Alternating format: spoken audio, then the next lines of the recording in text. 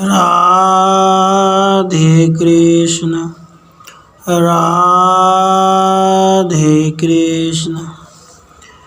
ब्राह्मणी का स्वयं मरने के लिए उद्यत होकर पति से जीवित रहने के लिए अनुरोध करना। ब्राह्मणी बोली, हे प्राणनाथ, आपको साधारण मनुष्यों की भांति कभी संताप नहीं करना चाहिए। आप विद्वान हैं, आपके लिए संताप का अवसर नहीं है। एक न एक दिन संसार में सही मनुष्यों को अवश्य मरना पड़ेगा। अतः जो बात अवश्य होने वाली है उसके लिए यहाँ शोक करने की आवश्यकता नहीं है। पत्नी, पुत्र और पुत्री ये सब अपने लिए ही अभिष्ट होते हैं। आप उत्तम बुद्धि विवेक का आश्रय लेकर शोक संताप छोड़ दीजिए। मैं स्वयं वहाँ रक्षक के समीप चली जाऊंगी। पत्नी के लिए लोक में सबसे बढ़कर यही सनातन कर्तव्य है कि वह अपने प्राणों को भी निछावर करके पति की भलाई करे। पति के हित के लिए किया हुआ मेरा यह प्राण उत्सर्ग रूप कर्म आपके लिए तो सुखकारक होगा ही, मेरे लिए भी परलोक में अक्षय सुख का साधक और इस लोक में यश की प्राप्ति कराने वाला होगा। यह सबसे बड़ा धर्म है जो मैं आपसे बता रही हूँ। इसमें आपके लिए अधिक से अधिक स्वार्थ और धर्म का लाभ दिखाई देता है। जिस उद्देश्य से पत्नी की अभिलाषा की जाती है, आपने वह उद्देश्य मुझसे सिद्ध कर लिया है। एक पुत्री और एक पुत्र आपके द्वारा मेरे गर्भ से उत्पन्न हो चुके हैं। इस प्रकार आपने मुझे भी उरीन कर दिया है।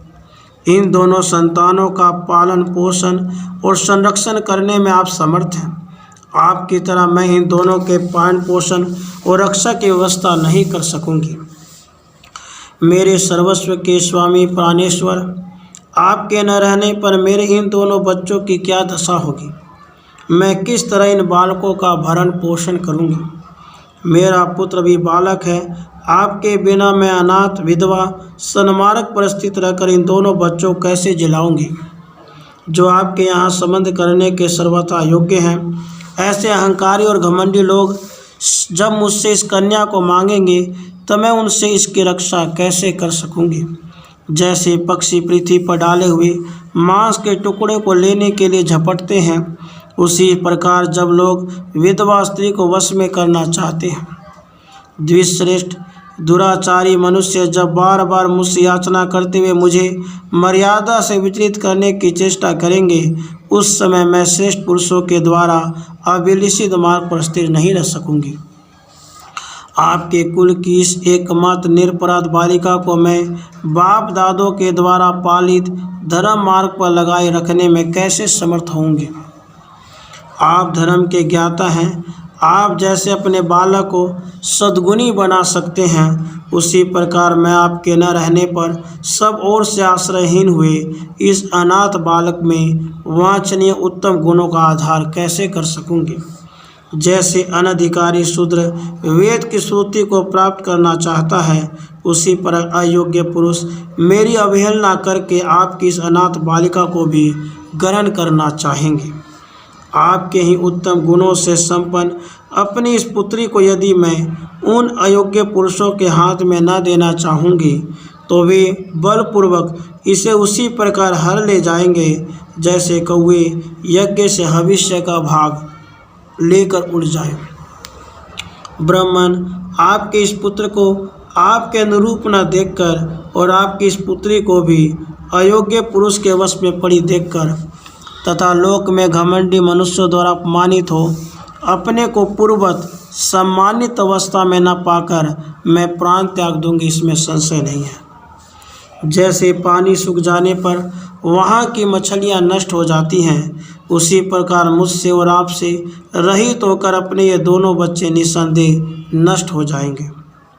नाथ, इस प्रकार आपके बिना मैं और ये दोनों बच्चे तीनों ही सर्वथा विनष्ट हो जाएंगे, इसमें तनिक भी संशय नहीं है। इसलिए आप केवल मुझे त्याग दीजिए। हे ब्राह्मण, पुत्रवती स्त्रियां यदि अपने पति से पहले ही मृत्यु को प्राप्त हो जाएं तो यह उनके लिए परम सौभाग्य की बात है।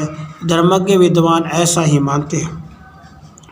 पिता, माता और पुत्र ये सब परिमित मात्रा में ही सुख देते हैं, अपरिमित सुख को देने वाला तो केवल पति है। ऐसे पति का कौन स्त्री आदर नहीं करेगी। आर्यपुत्र, आपके लिए मैंने यह पुत्र और पुत्री भी छोड़ दी, समस्त बंधु बांधवों को भी छोड़ दिया और अब अपना यह जीवन भी त्याग देने के लिए तैयार हूँ। स्त्री यदि सदा अपने स्वामी के प्रति प्रिय और हित में लगी रहे तो यह उसके लिए बड़े बड़े यज्ञों, तपस्याओं, नियमों और नाना प्रकार के दानों से बढ़कर है। अतः मैं जो यह कार्य करना चाहती हूँ यह श्रेष्ठ पुरुषों से सम्मत धर्म है और आपके तथा स्कूल के लिए सर्वथा अनुकूल तथा हितकारक है। अनुकूल संतान, धन, प्रिय सुहृद तथा पत्नी, ये सभी आप धर्म से छूटने के लिए ही वांछनीय है, ऐसा साधु पुरुषों का मत है। आप पति के लिए धन की रक्षा करें, धन के द्वारा स्त्री की रक्षा करें और स्त्री तथा धन दोनों के द्वारा सदा अपनी रक्षा करें। पत्नी, पुत्र, धन और घर, ये सब वस्तुएं दृष्ट और अदृष्ट फल, लौकिक और पारलौकिक लाभ के लिए संग्रहणीय है। विद्वानों का यह निश्चय है। एक और संपूर्ण कुल हो, दूसरी ओर उस कुल के वृद्धि करने वाला शरीर हो, तो उन दोनों की तुलना करने पर वह सारा कुल उस शरीर के बराबर नहीं हो सकता। यह विद्वानों का निश्चय है। आर्यता, आप मेरे द्वारा अभिष्ट कार्य की सिद्धि कीजिए और स्वयं प्रयत्न करके अपने को इस संकट से बचाइए। मुझे राक्षस के पास जाने की आज्ञा दीजिए और मेरे दोनों बच्चों का पालन कीजिए। धर्मज्ञ विद्वानों ने धर्म निर्णय के प्रसंग में नारी को अवध्य बताया है। राक्षसों को भी लोग धर्मज्ञ कहते हैं, इसलिए संभव है वह राक्षस मुझे स्त्री समझकर ना मारे।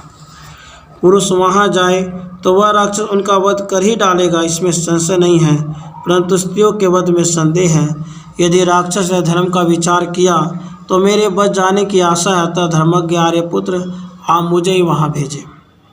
मैंने सब प्रकार के भोग लिए, मन को प्रिय लगने वाली वस्तुएं प्राप्त कर ली, महान धर्म का अनुष्ठान भी पूरा कर लिया और आपसे प्यारी संतान भी प्राप्त कर ली। अब यदि मेरी मृत्यु हो भी जाए तो उसे मुझे दुख न होगा। मुझसे पुत्र उत्पन्न हो गया, मैं बूढ़ी भी हो चली हूँ और सदा आपका प्रिय करने की इच्छा रखते आई हूँ। इन सब बातों विचार करके ही अब मैं मरने का निश्चय कर रही हूँ। हे आर्य, मुझे त्याग करके आप दूसरी स्त्री भी प्राप्त कर सकते हैं, उससे आपका गृहस्थ धर्म पुनः प्रतिष्ठित हो जाएगा। कल्याण स्वरूप हृदयेश्वर, बहुत सी स्त्रियों से विवाह करने वाले पुरुषों को भी पाप नहीं लगता, परंतु स्त्रियों को अपने पूर्व पति का उल्लंघन करने पर बड़ा भारी पाप लगता है। इन सब बातों को विचार करके और अपने देह को त्याग कर निंदित कर्म मानकर आप अब शीघ्र ही अपने को, अपने कुल को, इन दोनों बच्चों को भी संकट से बचा लीजिए। वैशंपायन जी कहते हैं, भारत, ब्राह्मणी के यूँ कहने पर उसके पति ब्राह्मण देवता अत्यंत दुखी हो उसे हृदय से लगाकर उसके साथ ही धीरे धीरे आंसू बहाने लगे। इस प्रकार श्री महाभारत आदि पर्व के अंतर्गत बकवद पर्व में ब्राह्मणी वाक्य विषयक 157वां अध्याय पूरा हुआ। राधे कृष्ण, राधे कृष्ण।